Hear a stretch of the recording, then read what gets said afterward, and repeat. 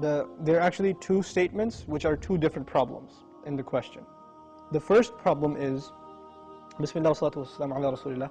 The first problem is, I can't pray 5 times a day. I can't do it. Now, I don't believe you. Whoever said I can't do it, I don't believe you. You know why? Because I believe Allah. And now I didn't say I believe in Allah. I said I believe Allah. There's a difference, right?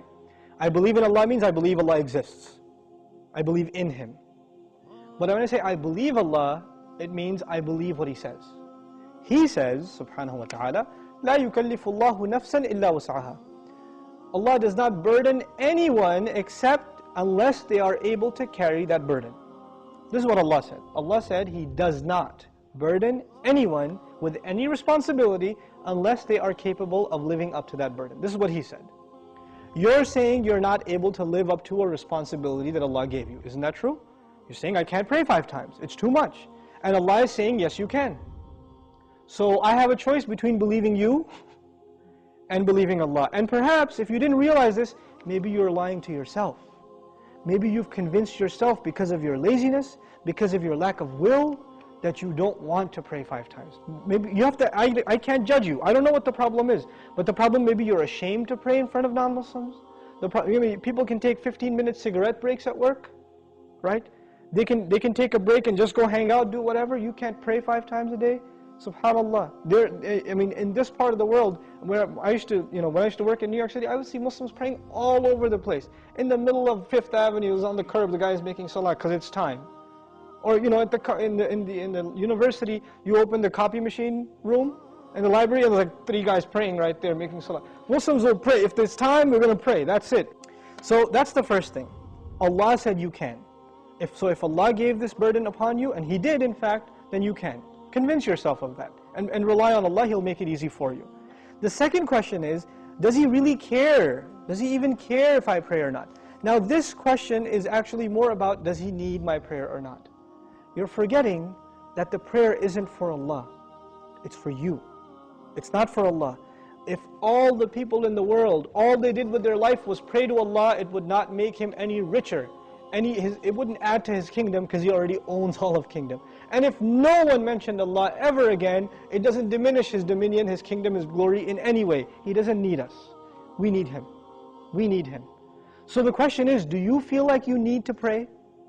Do you feel like that's a need in your life? And if it's not, if you feel you're free of, begging Allah for His help, turning to Allah and submitting before His commandments, then that's a serious problem with your faith. It's become weak, and this question only came up because you've been distanced from Allah for so long that shaitan can come to you and say, yeah, I know you used to feel bad about not praying, let's just get rid of that bad feeling and replace it with, well, why do I have to pray anyway? That's the next phase of that disease. The first part was, at least it was diagnosed, but at least you had some bad feeling. Guilt was still there. That's a gift from Allah. When that guilt even goes away and you say, Allah doesn't need my prayer, it's all good. So long as I'm doing good. And that's the last part I want to talk about, this so long as I'm doing good part. Who defines what's good? There are 2 kinds of good in this world. Please remember this, okay? There are 2 kinds of good. There's ethical good. I'm good to my neighbor. I'm honest at work. I'm nice to people. I don't steal. I don't cheat. These are ethics, basic ethics, right? That everybody, I tell the truth. I'm honest. I pay my taxes, blah, blah, blah. These are ethical truths, okay? And I'm honest in business. Then there are religious goods. I go to Hajj. I give zakat. I pray 5 times a day. I fast in the month of Ramadan. These aren't ethical realities. These are religious goods.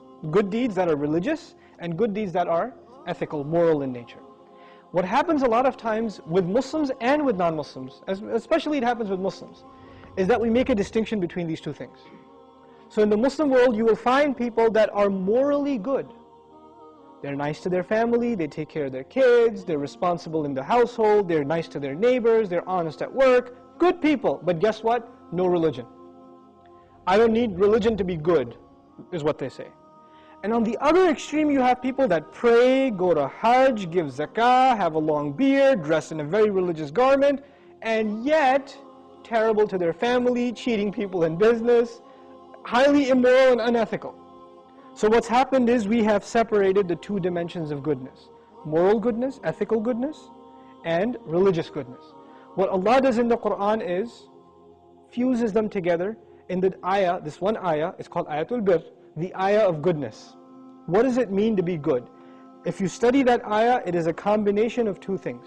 It's a combination of ethical principles like fulfilling your promises, being patient, perseverant, and also religious goodness, establishing the prayer, giving the zakah, right? So it's a combination of both of those things in one place. So if you think you are in a position to define what good is, most likely you're sticking to moral goodness and you're undermining religious goodness, like the rituals that Allah taught us. But what Allah wants is for us to have both at the same time. This is when a person is truly good. Otherwise, you're not really good. You have defined goodness for yourself and you have rejected Allah's definition of it. But we turn to Allah for guidance because we can't define things for ourselves. We want Him to define them for us. Inshallah ta'ala.